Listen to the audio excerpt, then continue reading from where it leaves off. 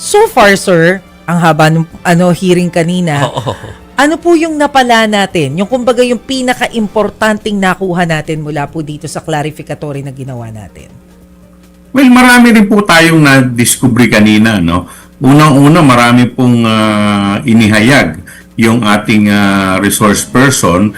Kasi kung maalala po ninyo dun sa hearing sa Committee on Good Government, ang isa po sa mga tinatanong ng mga tao ay saan napunta yung pera pagkatapos po winidraw ni SDO Acosta at ni Fajarda nung ibinigay po nila ito sa mga security personnel sa katauhan po ni Colonel Chica at saka si Colonel Nolasco. So kanina, lumalabas na yung pera pala ay tinurn over dito po kay Madriaga base po sa kanyang sinumpaang salaysay. At ito naman ay kanyang dinistribute sa sa tatlong tao or sa tatlong lugar. Isa na po dito dun sa Office of the Ombudsman. Dalawa po doon ang dinistribute niya na duffel bag. Ang isa po doon sa may comedy bar.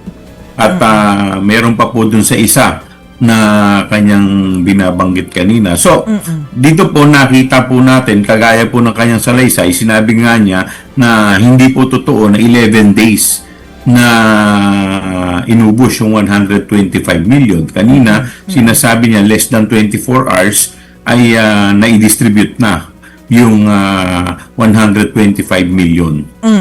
So, kumbaga, na-establish dito yung issue on confidential funds. Tama po kayo. Opo.